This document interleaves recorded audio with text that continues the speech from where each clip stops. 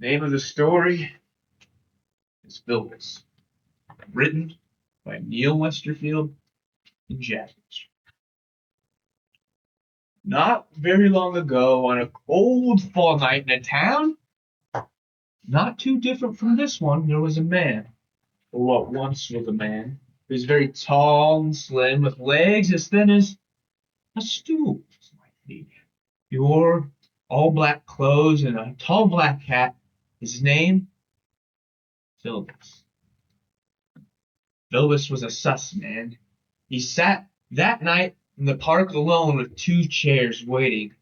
He sat behind trees so no one could see him or his chairs. Patiently he watched as a young boy walked to the park, as he had so many times. He climbed the monkey bars, he went down the slide. It was all great until he got on the swing set. He swung like usual, pumping his legs to go as high as possible. When he heard a noise in the trees, it sounded like something was being drugged somewhere. He didn't care. He was flying higher on that swing set than ever before, and he looked up in the starry night sky as he did it.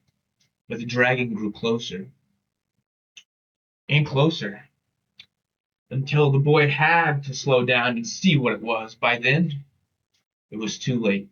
He planted his feet into the ground firmly and stopped in an instant. He looked over his shoulder and saw it. Him. Filbus. Filbus sat there in the dark, not 10 feet from the boy, his two chairs, one in each hand behind his body. He had stopped dragging. They both stood there, the boy and Filbus, staring at the shadow of each other's bodies. It felt like a lifetime for the boy, but only a moment to Filbus. Maybe 5 seconds went by when Filbus started walking towards the boy again, and his face became visible in the moonlight.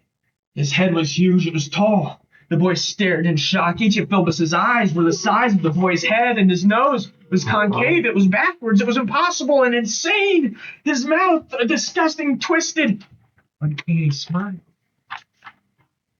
that looked like true darkness.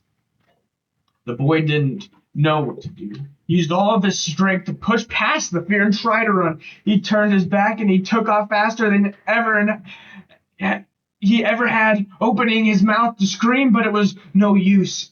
He had made it maybe 2 steps when a giant pole-like arm swung from way behind him, grabbing his ankle with fingers as long as the boy's legs. He fell hard and fast to the ground. His mouth still gaped open. He readied himself to scream. That's when Filbus's other arm swung a chair straight into the boy's mouth.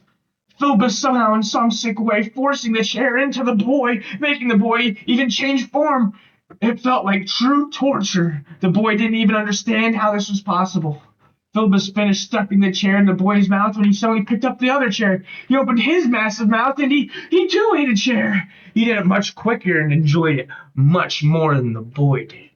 Filbus smiled and laughed, a disgusting laugh as he looked down at the boy. The boy had Filbism. And then the boy went around the neighborhood, breaking into people's houses, through the chimneys, eating all their chairs. The end.